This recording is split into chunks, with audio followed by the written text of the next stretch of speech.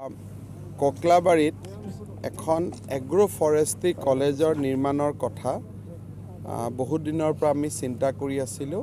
আজি তাৰ আমি আধাৰশিলা কৰিছোঁ। অৱশ্যে পৰিকল্পনাটো সৰু কৰি লোৱা হৈছিল। মই অলপ পৰিকল্পনাটো আৰু অলপ ডাঙৰ কৰিম।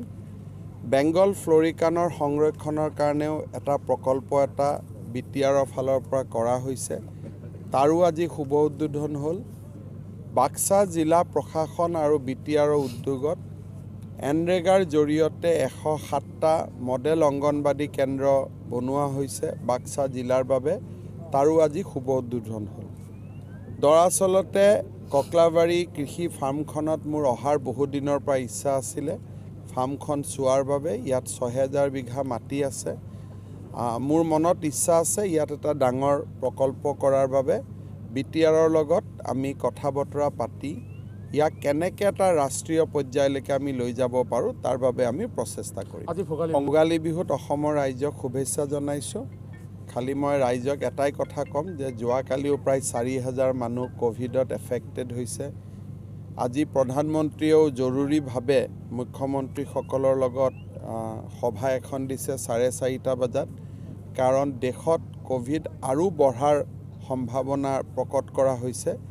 সেইবাবে উৰুকাৰ আনন্দ লওঁতে অলপ যাতে ক'ভিডৰ প্ৰট'কলবিলাকো আমি ৰাখোঁ তাৰ বাবে মই অনুৰোধ কৰোঁ। বহু সংগঠনে আপোনাৰ মন্তব্যক সমালোচনা কৰিছিলে, ভাষণত ক'লে যে ক'ভিড প্ৰট'কল সন্দৰ্ভত কি আপুনি প্ৰত্যুত্তৰ দিব? সংগঠনসমূহে জাতিটোক আৱেগিক কৰে। সকলোৱে নহয়, যিকেইটাই কৰিছে। প্ৰথম কথা যে মোৰ বিৰুদ্ধেতো যুঁজ হ'ব পাৰে, ক'ভিডৰ বিৰুদ্ধে কেনেকৈ যুঁজ হ'ব? এইটোতো মইতো চব কৰিব পাৰোঁ, কিন্তু ক'ভিডকনো মই মনাব নোৱাৰোঁ যে আপোনালোকে ক'ভিডক আজি বিহুৰ দিন আছে গতিকে ক'ভিডটো নাহিব। সেই কামটোতো মই কৰিব নোৱাৰোঁ, মোৰতো পাৱাৰৰ বাহিৰত। এটা ধৰি ল'লোঁ সকলোৱে বিহুৰ আনন্দ উদযাপন কৰিলে, ৰাতি ভেলাঘৰত থাকিলে। এটা ক'ভিডো সোমালে। বেমাৰী কাক কৰিলে? অসমীয়া যুৱকক বেমাৰী কৰিলে। গতিকে সেই সংগঠনবিলাকে অসমীয়া যুৱকক বেমাৰী কৰাটো বিচাৰে নেকি? গতিকে আচল অসম প্ৰেমী কোন? যোনে অসমীয়া যুৱকসকলক নিৰোগী কৰি ৰাখিব খুজিছে। আৰু অসম বিৰোধী কোন? যোনে বিহুৰ নামত আৱেগ কৰি অসমীয়া যুৱকসকলক ৰোগী কৰিব খুজিছে, আক্ৰান্ত কৰিব খুজিছে। গতিকে ৰাইজে অসম বিৰোধী আৰু অসম প্ৰেমীৰ কথাটো বুজি পাব। তাৰপিছত কৈছে 1 জানুৱাৰী তাৰিখে ক'ভিড আছিল 90টা।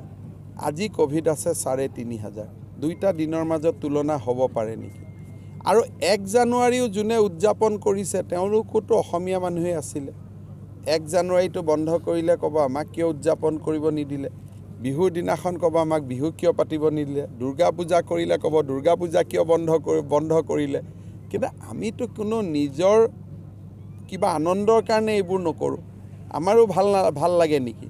কিন্তু যেতিয়া ৰাইজৰ স্বাস্থ্যৰ কথা আহে তেতিয়া কিছুমান সিদ্ধান্ত ল'ব লাগে।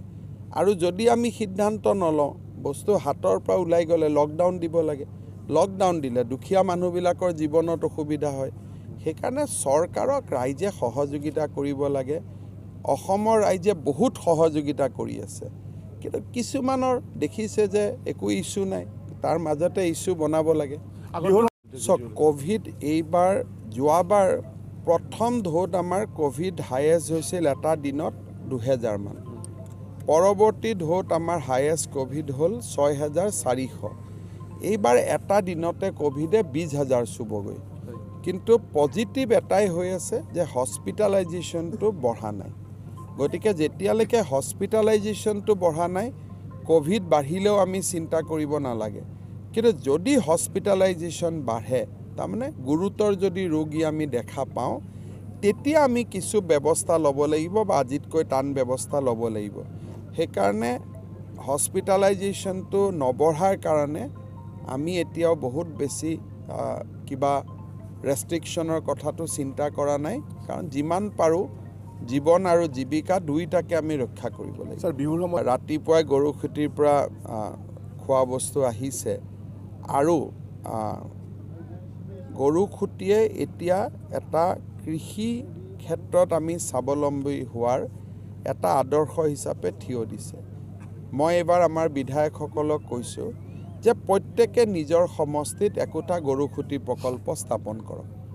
তাৰ কাৰণে বিশেষকৈ আমাৰ UPPL BJP আৰু AGPৰ বিধায়িনী দলৰ বৈঠকতো মই কৈছিলোঁ, পিছত মই BJPৰ বৈঠকতো ভাল কৰি বুজাই কৈছোঁ যে প্ৰত্যেকজন বিধায়কক আমি অলপ সহায় কৰিম, সকলোৱে গৰু খুঁটি ধৰণৰ এটা প্ৰকল্প নিজৰ সমষ্টিত চৰকাৰী ভূমিত কৰক, নহ'লে মাটিবোৰ বেলেগে লৈহে যাব, তাতকৈ আমিয়ে ভাল কৰি কৃষিৰ কামত তাক খৰচ কৰিব লাগে।